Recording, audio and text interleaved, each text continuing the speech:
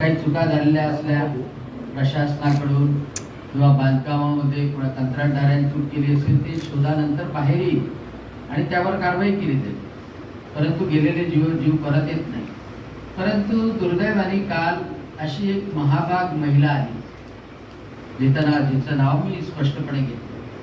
शिवसेना उभाटाच्या सुषमा अंधारे आहे आणि त्या तशा तर पूर्ण राज्यभर वचवच बोलतच असतात, वचवचच बोलतात.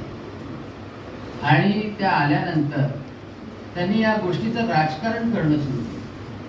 म्हणजे संवेदनशीलता कशी काय हरवलेली आहे या सुषमा अंधारेबाईची, की प्रत्येक ठिकाणी राजकारण करायचं. की ज्या सिव्हिल सर्जननी अगोदरच पत्र लिहिलेलं होतं इलेक्ट्रिकल खात्याला PWDच्या, किंवा संजय काटकर तिथे आलेले होते, येऊन गेले, पाहणी केली आणि त्यानंतर सुषमा अंधारे आल्यानंतर त्यांच्या शिष्यांना, शिवसेना उभाट्याच्या लोकांना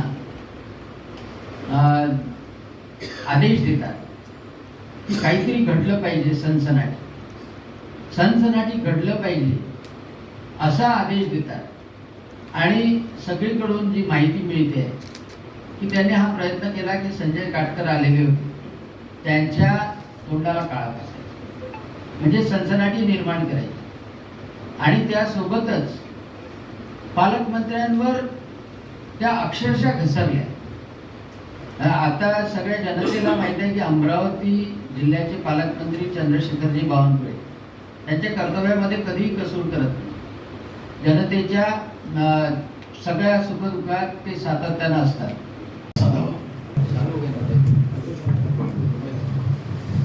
पत्रकार बांधवांना नमस्कार.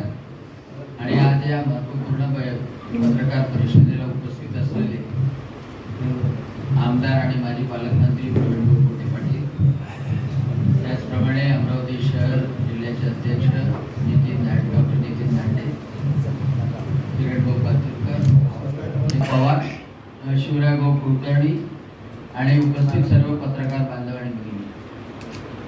खरं म्हणजे अमरावतीमध्ये जी डॉक्टरीनमधली घटना घडली ती अतिशय दुःखद आहे, मनाला वेदना देणारी आहे. आणि शासन, विशेषतः मुख्यमंत्री देवेंद्रजी फडणवीस, त्याचप्रमाणे अमरावतीचे पालकमंत्री चंद्रशेखरजी बावनकुळे यांनी संवेदनशीलपणे प्रशासनाशी संपर्क करून हे प्रकरण हाताळले. आणि त्यामध्ये विशेषतः त्या दिवशी कॅबिनेट होती सोमवारच्या दिवशी, आणि त्या दिवशी माननीय मुख्यमंत्री देवेंद्रजी फडणवीस यांनी आरोग्य खात्याचे कॅबिनेट मंत्री प्रकाशजी आंबेडकर यांना विशेष विमानाने पाठवले.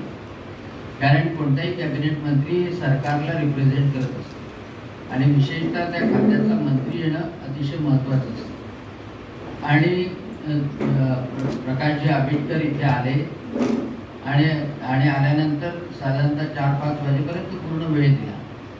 त्यांनी पाहणी केली, मुख्यमंत्र्यांशी संवाद साधला आणि घोषणासुद्धा केली मृताच्या बालकांना देण्याची नुकसान भरपाई. त्याचप्रमाणे जे बालकं शिफ्ट केलेले आहेत त्यांचा संपूर्ण खर्च शासन करेल आणि याची चौकशी करून तातडीनं चौकशी समितीसुद्धा नेमण्यात आली. वैद्यकीय खात्याचे आयुक्त श्री संजय काटकर यांच्या अध्यक्षतेखाली, ज्यामध्ये इंजिनिअरिंग कॉलेजचे प्राध्यापक आहेत, इलेक्ट्रिकल खात्याचे लोक आहेत. आणि त्या समितीच्या माध्यमातून चौकशी करून 7 दिवसाच्या आत त्याचा रिपोर्ट देण्यात यावा आणि दोषींना बिलकुल सोडल्या जाणार नाही हे सुद्धा जाहीर केले. आणि हे साहजिक आहे की कोणतीही घटना घडली तर तिथे सर्व पक्षाचे नेते, लोकप्रतिनिधी जाणं अपेक्षित आहे आणि त्याप्रमाणे ती गेली. त्या सगळ्या गोष्टीचं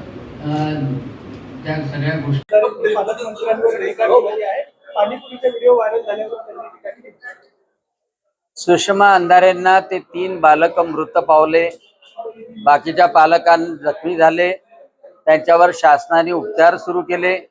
सगळ्या गोष्टी चौकशी करण्यासाठी मंत्री आले आणि आयुक्तांनी चौकशी सुद्धा सुरू केली. परंतु सुषमा अंधारेला कोणत्याही विधायक सूचना न देता या सगळ्या गोष्टीचं नेहमीप्रमाणे जशा त्या महाराष्ट्रात वचवच करतात त्याच्याप्रमाणे त्यांना राजकारण करायचं. कारण मुख्यमंत्री महोदयांनी आणि पालकमंत्री महोदयांनी सकाळी 5 वाजतापासून प्रशासनाशी सातत्यानं संपर्क ठेवला आणि सरकारचे प्रतिनिधी म्हणून त्या विभागाचे आरोग्य मंत्री ते स्वतः तिथे गेले. स्वतः त्यांनी आढावा घेतला, स्वतः त्यांनी चौकशी समिती लावली, त्या मुलांची व्यवस्था करवली आणि त्यामुळं शासन जर बरोबर योग्य मार्गाने काम करते तर जास्तीत जास्त तुम्ही सूचना करायला पाहिजे, संवेदना व्यक्त करायला पाहिजे. या शिवसेना उभाट्याने 1 पैसा सुद्धा त्या बालकांना मदतीसाठी दिला नाही. परंतु याच्यावर आरोप कर, त्याच्यावर आरोप कर, नुसत्या आरोपाचा बाजार जसं जन्मभर त्या करतात आहे तेच अमरावतीमध्ये त्यांनी केलं. पालकमंत्र्यांवरही आरोप केले आणि त्याच्यामुळं अशा घटनेमध्ये राजकारण करू नये ही अपेक्षा आहे. आणि असं जर केलं तर लोक त्याचा निषेध करतात, लोक झिडकारून लावतात. नाही, भारतीय जनता पक्षाने या खरं म्हणजे बालगोपालांसाठी दहीहंडी असते, कृष्णाचं रूप आपण पाहतो आणि अशी घटना घडल्यानंतर कोणत्या मनाने दहीहंडी करावी आणि त्यामुळं आम्ही दहीहंडी रद्द केली आणि या सगळ्या जखमी बालकांना त्याचप्रमाणे मृत बालकाच्या कुटुंबांना त्यांना आर्थिक मदत 1,50,000 रुपये जखमींना आणि त्याचप्रमाणे ज्यांनी वाचवलं त्यांना सुद्धा 50,000 रुपयाची एक प्रोत्साहन दिलेलं आहे. कारण की अशा वातावरणात दहीहंडी करू नये असं सगळ्यांनी ठरवलं. माननीय मुख्यमंत्री, माननीय पालकमंत्री, मुख्यमंत्री देवेंद्र फडणवीस आणि पालकमंत्री चंद्रशेखरजी बावनकुळे यांनी सुद्धा त्याचं समर्थन केलं आणि मला असं वाटतं की संवेदनशीलतेने घेतलेला हा निर्णय योग्य आहे. शेवटचा प्रश्न, सुषमा अंधारे यांनी कालच्या पद्धतीने आरोप केलेला आहे की 9 कोटी रुग्णालयासाठी नाही, मात्र 121 कोटी हनुमान कोटीसाठी आहे आणि 1 लाख भाविक रोज दर्शनाला जातात. खरं म्हणजे 9 कोटी रुपये ते जिल्हा नियोजन मधून आयपासवर उपलब्ध आहेत, ते मंजूर झालेले आहे आणि ते ताबडतोब CS ला त्यांना वापरता येते.